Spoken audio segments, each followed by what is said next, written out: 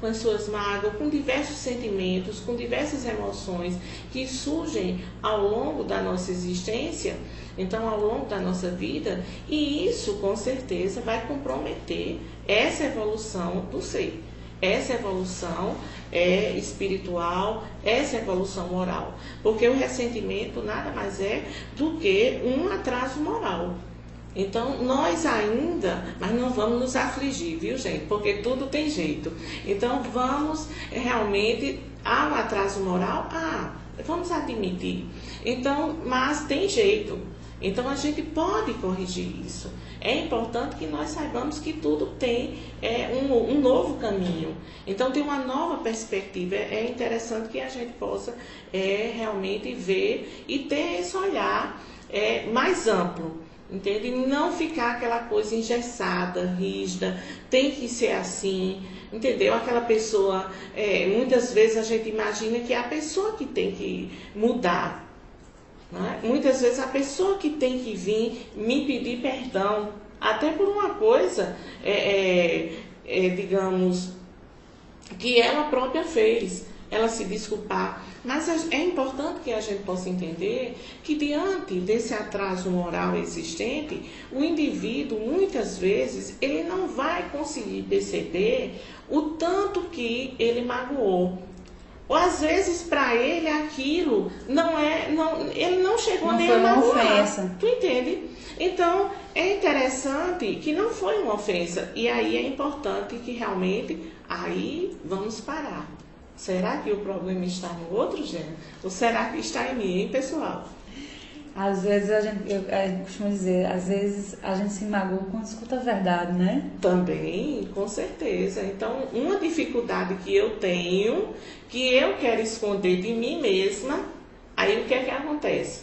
Quando alguém chega e aponta ou toca naquela ferida, aí eu fico extremamente chateada, magoada, não admito, mas é importante que a gente realmente possa ver com outros olhos, fazer uma autoanálise para que a gente possa chegar a algumas respostas que são necessárias. E para quem ainda continua alimentando, né? Porque, como a gente disse, às vezes aquilo nos incomoda e a gente quer se libertar daquele sentimento que aperta o peito. E às vezes não, a gente alimenta, né? Essa raiva, esse ressentimento, é aquela coisa, enquanto eu não me destruir, enquanto eu não me vingar, eu não sossego, né? É verdade. E aí vira, mas para quem ainda está alimentando esse rancor, esse ressentimento, qual o melhor remédio? Para quem ainda alimenta esse rancor, esse ressentimento, é interessante que ele possa, através dessa autoanálise que nós falamos anteriormente, ele possa realmente buscar essa resposta em si mesmo e não no outro, certo? Porque a dificuldade, a mais das vezes, é uma dificuldade nossa. Veja que nós falamos da dificuldade da relação intrapessoal, que é comigo mesmo. E eu tenho uma relação de dificuldade intrapessoal, consequentemente eu vou ter uma dificuldade nas minhas relações interpessoais. Então é importante que primeiro eu faça, de repente eu estou totalmente certa, mas é importante que eu faça essa autoanálise para que realmente eu possa, até com acompanhamento psicoterápico, né, um tratamento espiritual, onde nós vamos ter a oportunidade de ouvir, de estudar e de repente chegarmos a determinadas respostas. Porque há diversos tipos de pessoas. Há aquelas pessoas que insistem em alimentar um rancor. Existe também, Giana, aquelas pessoas que elas falam sinceramente que querem se livrar daquele sentimento e não conseguem. Né?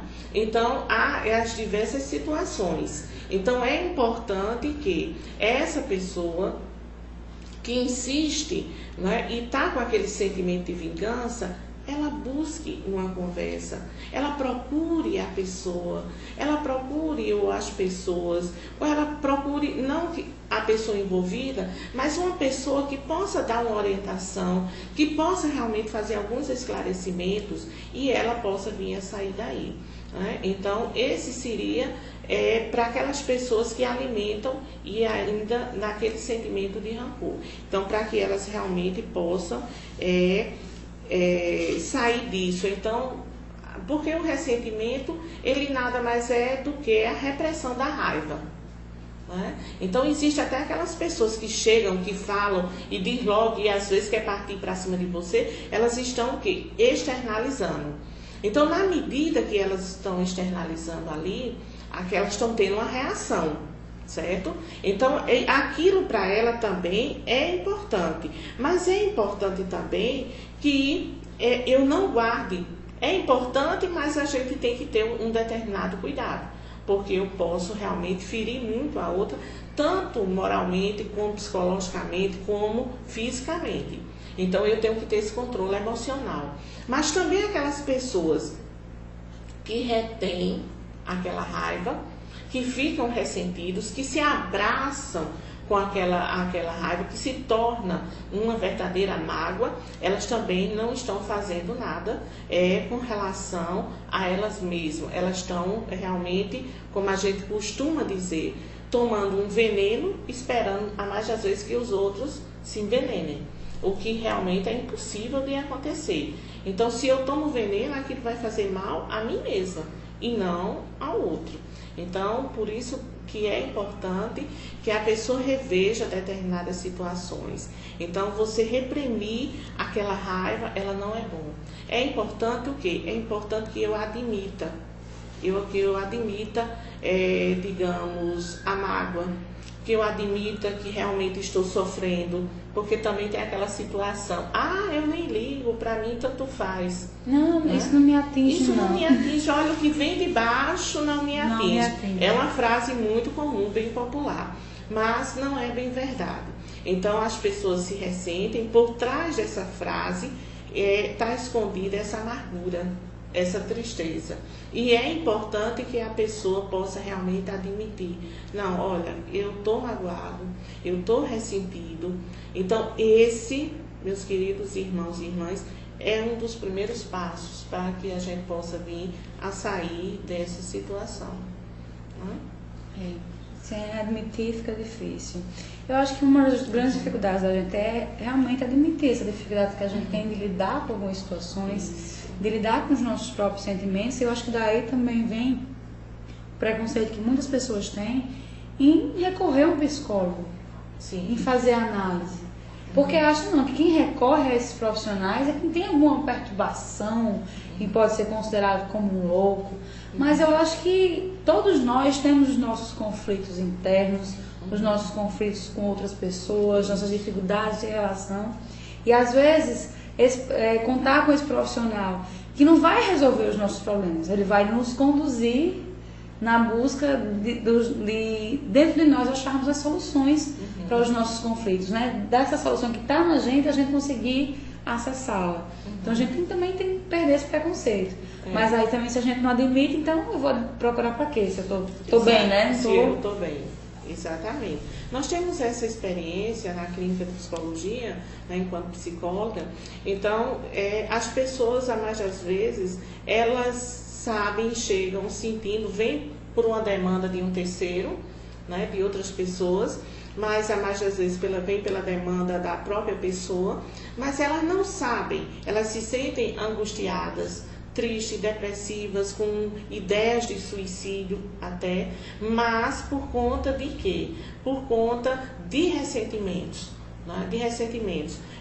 Com tristeza até assim que a gente informa que o quadro de pessoas, o número de pessoas com ideia de suicídio, ela tem aumentado muito.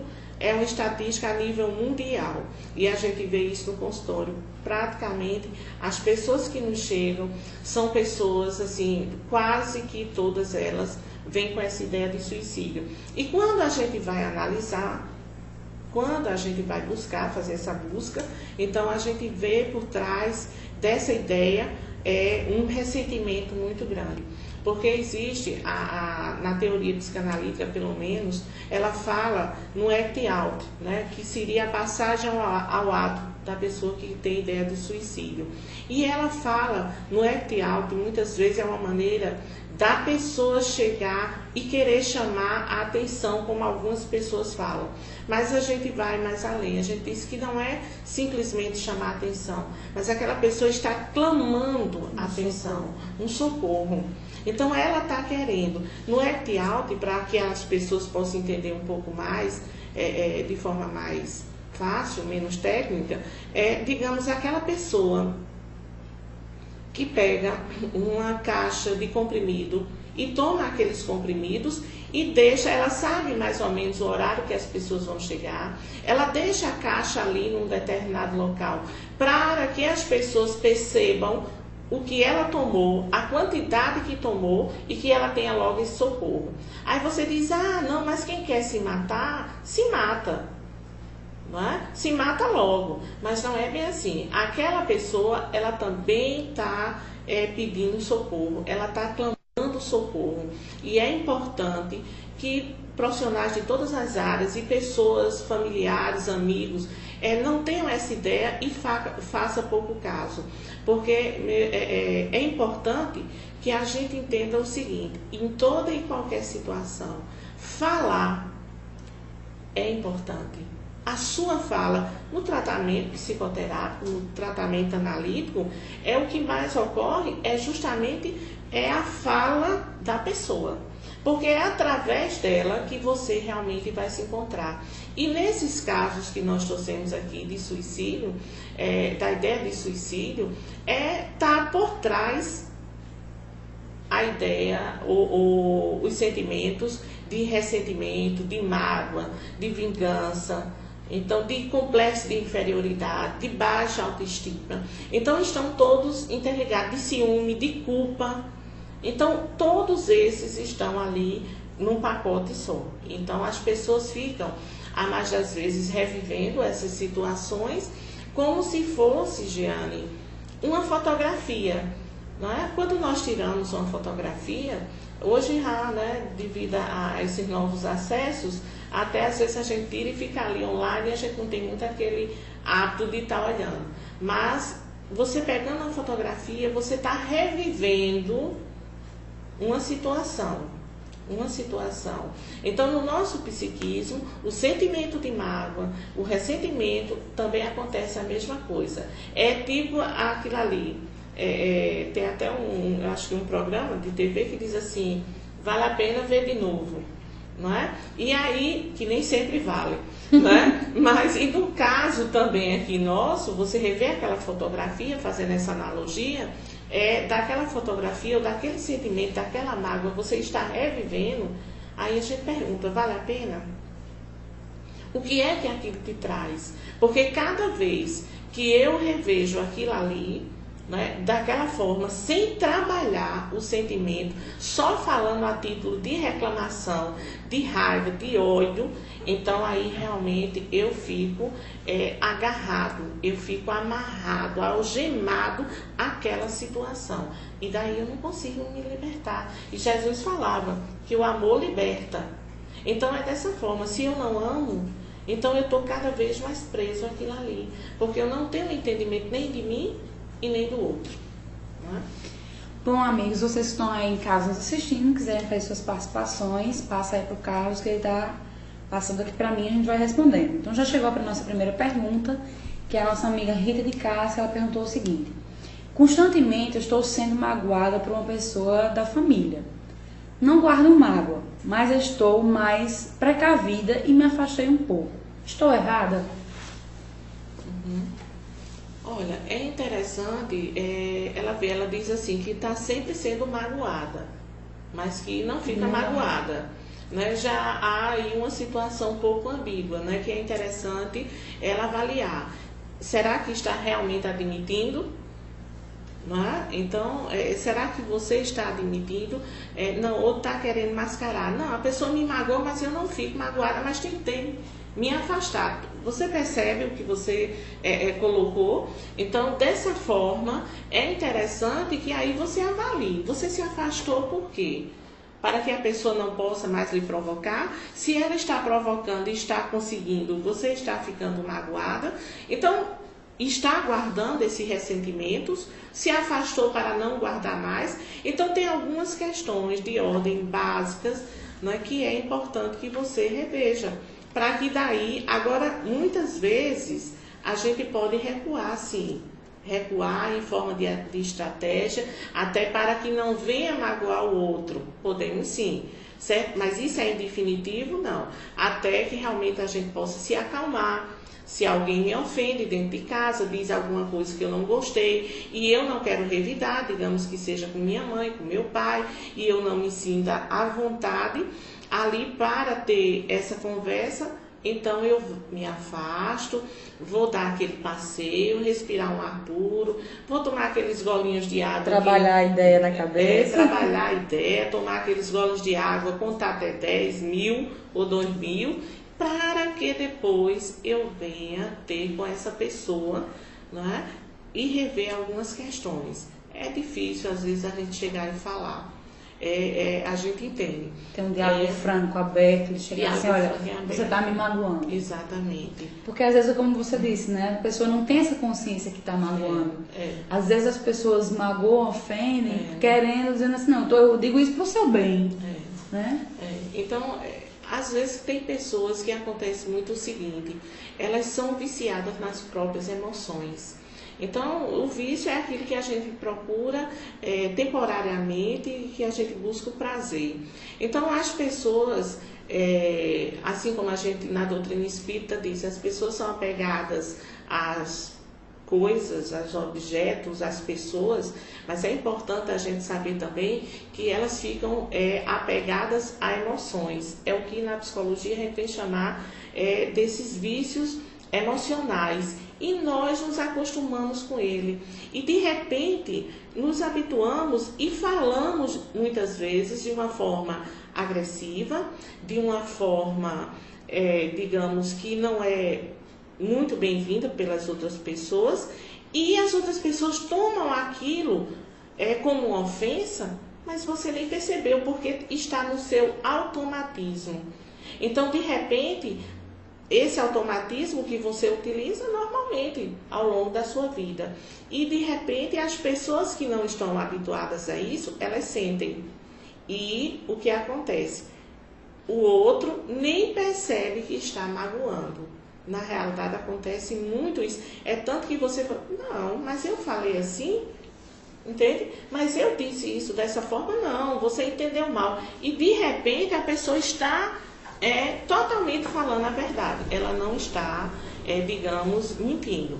Ela não consegue ter esse alcance de que a forma dela falar, aquela maneira dela dizer alguma coisa, é uma maneira totalmente violenta, é uma maneira agressiva, é uma maneira que fere o outro.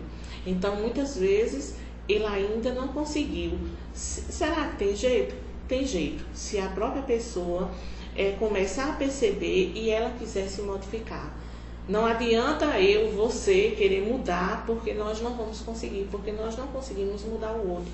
O outro, ele muda por si só, pelo seu próprio desejo. Nós temos outra participação aí, que você falou dos instintos suicidas que algumas pessoas têm. E a pergunta do Léo Leandro, que ele diz o seguinte: eu tive 2 existências anteriores como suicida consciente. E nesta existência, até os 7 anos, tinha ideias fixas de me jogar de escadas. Isso, com o tempo, aos 8 anos, passou. E quando adulto, a mediunidade aflorou fervorosamente. Seria a minha mediunidade de provas? O suicídio como uma mediunidade de provas? Não, porque na realidade ele disse que na adolescência, nessa existência, a mediunidade aflorou. Aí ele queria saber se seria uma provação, né, já que ele tem esse histórico de outras encarnações como suicida. Né, seria uma aprovação ou se seria, no caso, uma ferramenta de auxílio dele para ele trabalhar e se libertar dessas ideias. Olha, muito difícil a gente falar categoricamente, afirmar que sim ou que não. Não é? Então, porque é uma situação muito relativa. Então, a mediunidade, ela é um dom, então, e as pessoas têm como ferramenta para também se ajudar e principalmente ajudar o próximo, seja esse próximo encarnado ou desencarnado.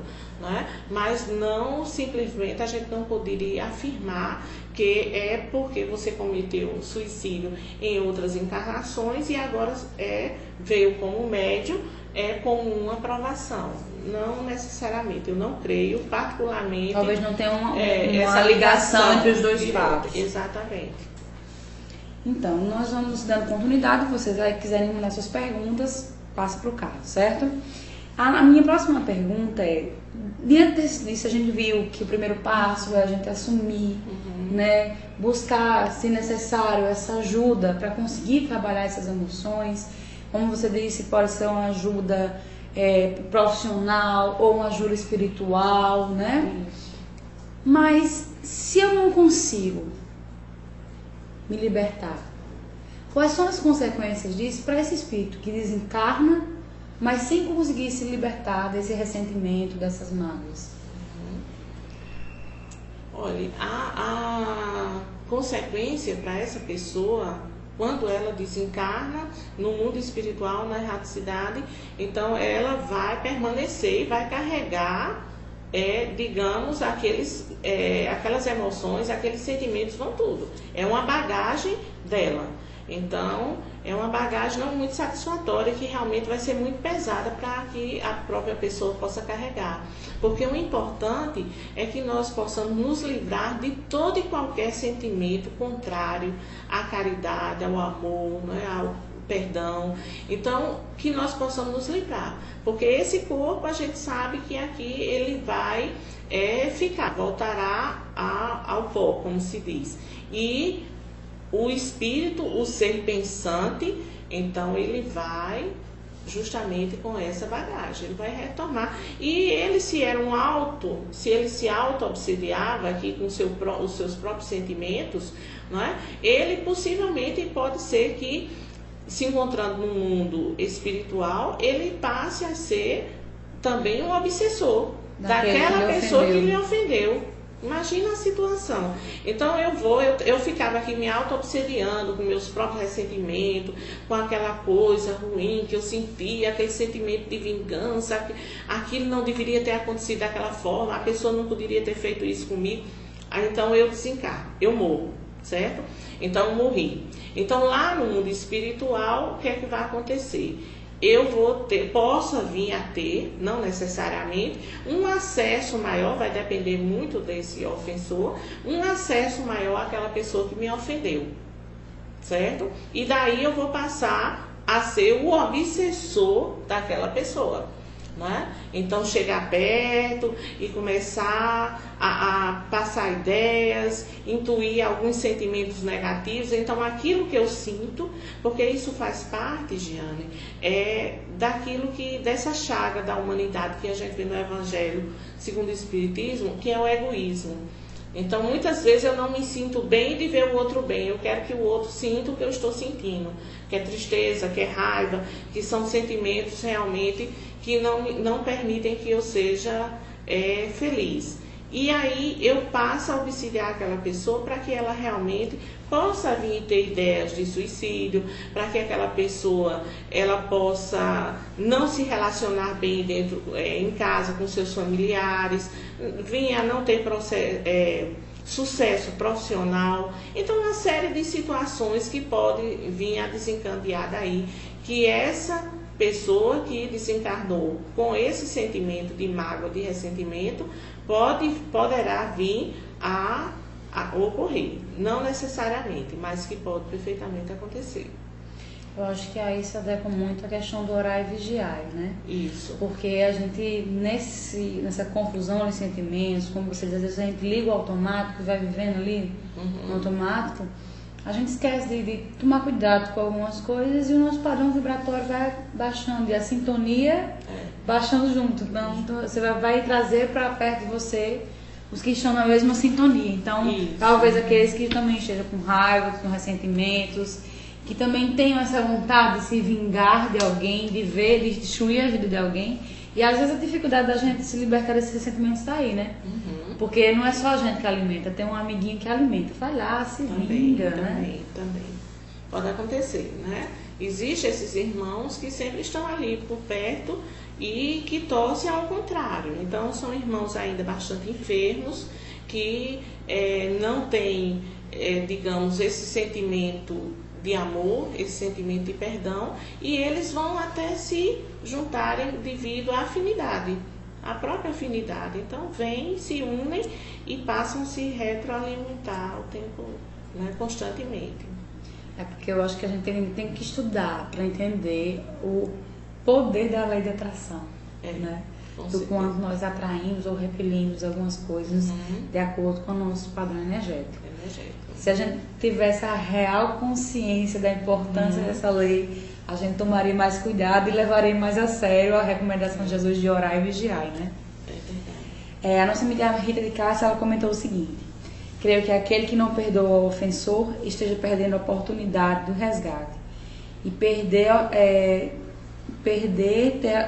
ter o resgate débito de outra forma. Acho que é a forma de poder ter o resgate de outra forma, exatamente.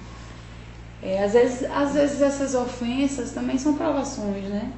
Que nos provam para ver se a nossa paciência, se a gente adquiriu realmente a paciência, se a gente adquiriu a humildade, porque às vezes, né? A gente diz, não, eu sou uma pessoa humilde, mas quando a sua humildade é testada, né? Exatamente, aí você vem e sucumbe naquele pequeno teste, né? Realmente a nossa irmã, ela tem razão. No capítulo 10 e 15 do Evangelho segundo o Espiritismo, que ele vem falar a respeito do perdão, então ele fala claramente dessa necessidade que de nós nos auto-perdoarmos, como também perdoarmos o nosso próximo.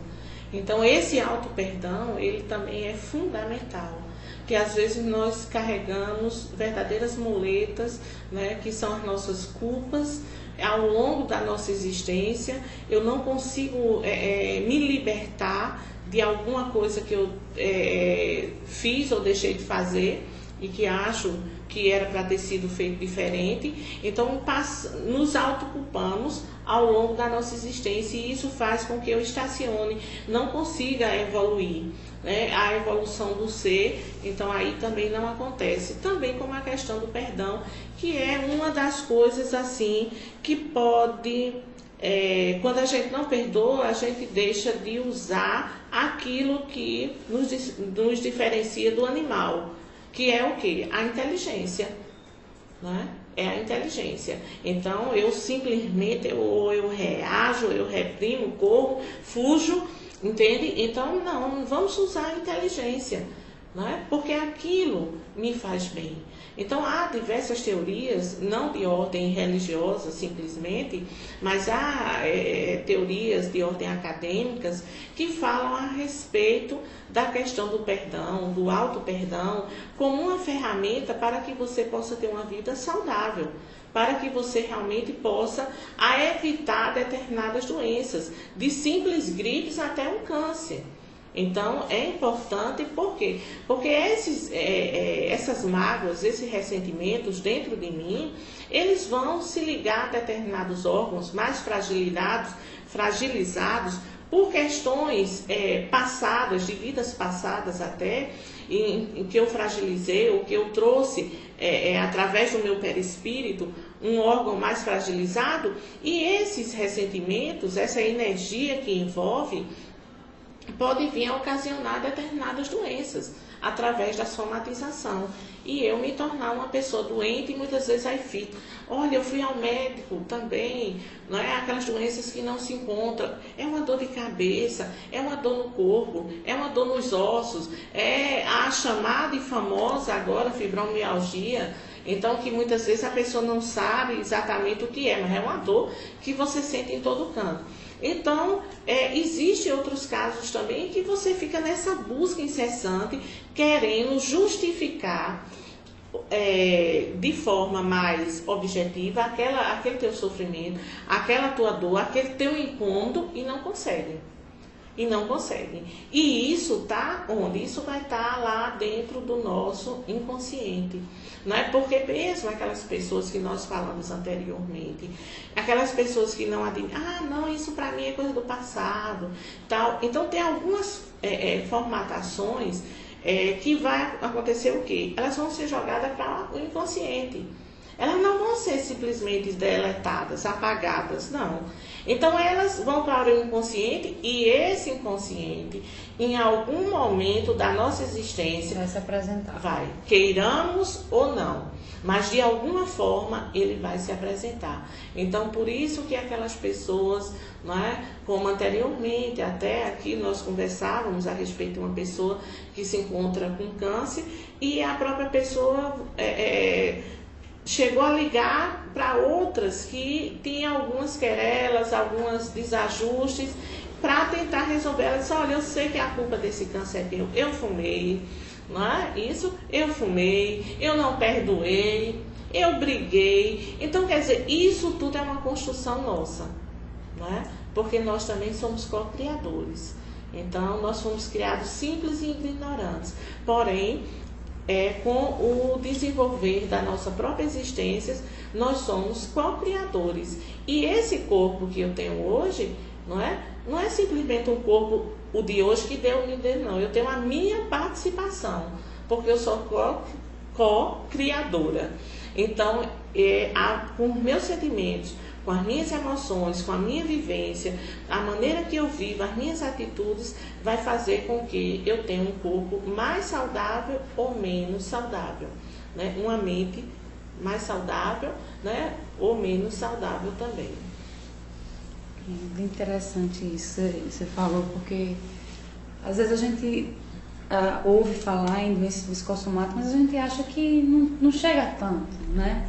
Mas se a gente for observar aquele dia estressado, tenso que você tem, como é que está a sua musculatura no final do dia? Uhum. Aí a gente vai para o relaxante muscular, para conseguir dormir, porque o corpo está dolorido. Uhum. Então, a musculatura é só o início, né? Depois tudo vai ser afetado. Então a gente tem que estar de olho, né? Sim. Porque o quanto a gente influencia e é influenciado pelo meio, e isso desorganiza todo o nosso organismo, né? Exatamente. A gente viu, no caso, as consequências espirituais para aquele que não conseguiu perdoar, que desencarnou e levou consigo aquelas mágoas. Mas para quem está aqui, nessa existência, batalhando, trabalhando, e ainda não conseguiu se libertar de jeito nenhum, não conseguiu perdoar quem lhe ofendeu. Porque às vezes o perdão é o primeiro passo, né? Porque quando você perdoa de fato, do coração, aquilo ali vai se afastando, o sentimento se afasta de você. Mas quando eu não consigo? É importante a gente entender quando eu não perdoo, eu estou me sentenciando, né? A minha própria condenação. Então quem está dando ali sou eu. Eu não vou esperar morrer para chegar num determinado local e esperar que alguém vá me absolver ou não. Isso aí quem vai fazer somos nós mesmos. Então é importante que eu possa, aqui ainda nessa existência, eu possa realmente correr atrás. Como não vamos esperar, como essa senhora que nós citamos ainda há pouco, chegar a um câncer. Não, vamos de forma tranquila, saudável ainda, tanto do corpo como da mente, e chegar a dizer, olha, fulano, se eu te perdoei, não é? Ou se eu te magoei, me perdoe, né? Ou eu te perdoo pelo que você me fez. Então, para que a gente possa aqui agora resolver, para que eu de uma forma tranquila eu possa fazer a oração que o Senhor nos ensinou, né? Então, de uma forma mais tranquila, de uma forma mais saudável realmente, e daí eu buscar através de alguns processos, como nós falamos, seja através de profissionais, através de uma psicoterapia, através de um tratamento espiritual, mas que aqui mesmo eu tente resolver as minhas próprias questões, Não vamos deixar ou aguardar, esperarmos para outra, que tem essa coisa também, né? De esperar para outra existência. Não, acredito em reencarnação. Então, numa próxima eu resolvo. Mas numa próxima, essa forma, eu não sei se as oportunidades vão ocorrer da mesma forma. Então, existe uma série de implicações dentro do nosso próprio planejamento reencarnatório. Então, é importante que daí eu possa rever essas questões. Eu costumo dizer que é melhor resolver nessa, né? Para na próxima, que vem a carga que já está programada para a próxima, mas a gente resolve, né? O nosso amigo Léo Leandro, ele comentou o seguinte com a gente, né? Que ele, como trabalha como médium, ele durante os trabalhos mediúnicos conversou com um espírito que se matara por um amor não correspondido. E ele estava há 300 anos atrás deste amor. Até quando foi resgatado e disse, né, que para selar essa história, por um fim, veio como filho, né? Teve esse laço de amor, de fraternidade na família, para que esse amor fosse resolvido. Aí você disse, né? Às vezes a gente não resolve, deixa para uma próxima existência, né? Desencarna nessa com todos esses conflitos, e quando chega lá a gente não consegue também se libertar, né? E aí são existências para poder resolver. 300 anos buscando esse amor que não foi correspondido, né? Imagina o quanto nesses 300 anos ele não deve ter atrapalhado a evolução espiritual dessa pessoa que ele amava, né? E a dele mesmo, né? E a dele mesmo também. 300 anos perdidos, pois né? E aí a Rita de Cássia também coloca assim: fico triste quando alguém me ofende, mas com certeza eu ficaria mais triste se eu fosse o ofensor. Magoar alguém é terrível. Aí ela nos diz isso em relação, que é uma frase de Chico Xavier, né? Bom, vamos adiantando, nosso tempo é pouco, já estão me avisando aqui que a gente está com um pouquinho de tempo, mas vamos dando continuidade às nossas perguntas. É importante a gente saber que eu sentir raiva, me sentir magoado, faz parte ainda desse meu processo. Né? Não vamos nos afligir e nem nos sentirmos assim tão culpados diante dessas constatações. Então, acontece, mas o importante é durante quanto tempo, não é? Isso acontece. Então, quanto tempo eu estou agarrada com aquilo ali? Então, senti, mas vamos deixar passar, né? Num outro momento, aí aquilo ali eu não vou mais nem sentir, né? Eu já vou ver de uma forma bem diferente, vou até sorrir da situação, muitas vezes, como às vezes eu costumo dizer, da mesma forma que às vezes a gente para e vê uma criança fazendo alguma arte, e você fica rindo diante daquela inocência da criança, né? Num determinado momento, a gente também chega através do amadurecimento, através do conhecimento. Você vai ver uma pessoa fazer alguma coisa que antes te magoaria, e você olha assim, poxa, e você vê até como aquela criança, e você diz, poxa, quanta inocência ainda, e você chega a achar até, digamos, engraçado, entre aspas, né? Mas de uma forma que, entendendo que a pessoa ainda não chegou num determinado patamar de agir de uma forma diferente. Em Marcos, no Evangelho de Marcos, ele tem uma passagem que ele diz o seguinte: quando estiveres orando, se tiverdes alguma coisa contra alguém, perdoai-lhe, para que o vosso Pai, que estais nos céus, vos perdoe as vossas ofensas. Então, algumas pessoas, ao verem isso, têm uma ideia de barganha, né? Então, tenho que perdoar para ser perdoado, para merecer o reino dos céus, né? Senão, se eu não perdoar, eu não vou para o céu. Então, como é que a gente deve dar a real interpretação para esse trecho?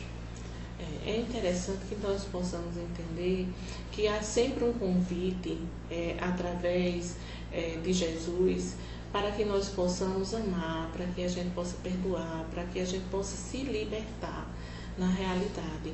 Então, eu entendo que ele faz uma analogia, da mesma forma que eu gosto que aconteça comigo de tal forma, então é importante que a gente também faça aos outros do jeito que eu gostaria que acontecesse comigo. Então, da mesma forma que eu sou perdoada, não é que eu consigo esse perdão de Deus, eu também tenho essa condição de fazer uma outra pessoa feliz, de deixar uma outra pessoa bem, tranquila, através do meu perdão. A vida de hoje é muito acelerada, né? Como eu digo, a gente liga o automático e vai. E às vezes está em nosso pecado que a gente deixa de se observar, de ver esses sentimentos, essas coisas que nos incomodam, que nos doem, que a gente vai deixando para um momento depois pensar e refletir. Será que essa vida confusa, atribulada, dificulta essa prática do perdão? De dizer, olha, estou ofendido, né? Me magoei. Então, assim, será que eu não tenho que procurar entender de outra forma, perdoar? A gente às vezes não tem esse tempo para essa reflexão. Então, será que essa vida acelerada dificulta essas soluções, né? Realmente a gente tem uma vida hoje bastante acelerada e muitas vezes é importante, mais das vezes, eu pensar esse ritmo que eu estou levando, não é uma forma de quê? De fuga de mim mesmo, das minhas emoções, do que eu estou vivendo. É um mecanismo de defesa que eu utilizo. Então, isso é importante a gente se perguntar. Eu tenho que me conhecer, porque realmente a vida está acelerada, está exigindo mais da gente. Então, são as crianças que têm determinadas tarefas, 1001 tarefas, línguas, esporte e uma série de outras coisas que realmente tomam tempo. E o nosso também, de dona de casa, de trabalho, então de envolvimento com diversas outras atividades. Há uma exigência, mas a mais das vezes também acontece do indivíduo usar um mecanismo de defesa, de fuga, de negação. Então, para ele não se envolver ali com aquelas situações de ordem emocionais, e aí ele dizer, não, é porque eu não tenho tempo. Então, eu não quero parar, não quero pensar, eu não tenho tempo para isso. Então, então não vai resolvendo. Agora, como nós falamos anteriormente, nada é esquecido. Isso vai para o nosso inconsciente e num determinado momento nos vai ser cobrado.